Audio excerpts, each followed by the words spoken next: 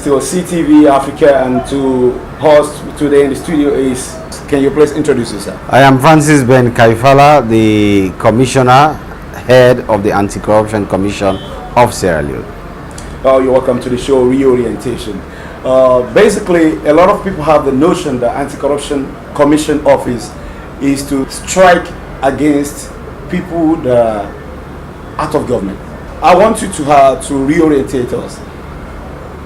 Anti-Corruption Commission, is it fighting against only the past government or the present government inclusive, the private sector, or is beyond that?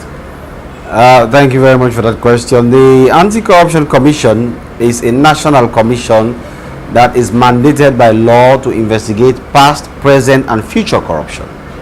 So it does not target a particular genre of people, it does not target a particular class of people, or it does not target a particular people from a particular political class. The question is this case sufficiently grounded on corruption issues that the mandate of the commission should be extended to it? Then there will be investigation, then there will be prosecution, and it does not matter who you are. It's a question. The bottom line is, were you in the past government and are involved in corruption, or are you in the present government and you are involved in corruption? Everybody is covered and nobody is left out. Our mandate in respect of the private sector is very limited, but generally for public officers, as long as there is corruption, we'll get involved, we'll investigate, and we can prosecute. Thank you for that. But let's take an example of the NGOs. Yes. The big organizations that are not under government. In the name of Sierra Leone as a whole, they get some funding to disburse for some development project in Sierra Leone, and it's not been done. Does your organization have coverage over such organization to investigate and carry out whoever is corrupt in the system?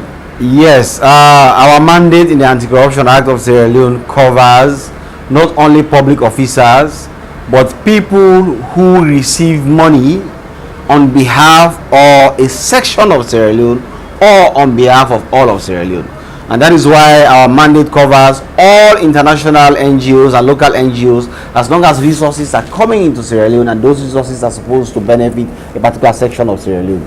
If those who are in charge of carrying out the projects, those who are in charge of administering them, divert those resources and there is corruption involved, the ACC has mandate. That is why, for example, you see we are investigating into claims against the Sierra Leone Football Association for monies coming from FIFA and other sources, and we have cases that involve Plan International, NACSA. All these institutions are covered as long as the resources are for a section of Sierra Leone. Our mandate is triggered immediately. For Sierra Leone, our mandate is limited to public officers, so we can investigate unexplained wealth of public officers. We cannot investigate unexplained wealth by private citizens. That is within the mandate of the police. However, where the police overstep their bounds and they are engaged in what we would typically call abuse of office, or you think that they are doing it because somebody is influencing them, then you can report to the ACC, because we have mandate to investigate even the police as far as corruption is concerned in the country. So that is it. But we cannot investigate private citizens for their wealth.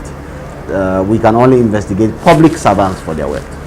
As the youngest personnel of such office that you're holding, what would be your advice for the youth out there aiming such offices?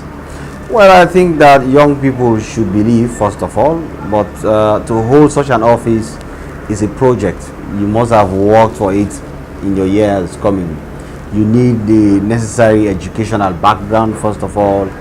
You also need to develop a track record of probity, of integrity, of performance, of managerial ability. You have to show to those who have the powers to appoint that you are capable of performing based on your pedigree, based on how educated you are, based on what you have done in other spheres of your life. Like for me, I practiced as a lawyer for 10 years, and during those 10 years, you can see the awards above you.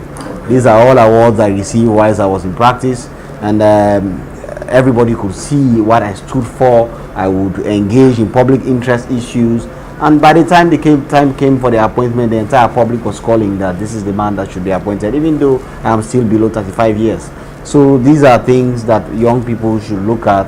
They have to plan their life to understand that life is a project and it is short, and if you are aiming high, you have to work for it.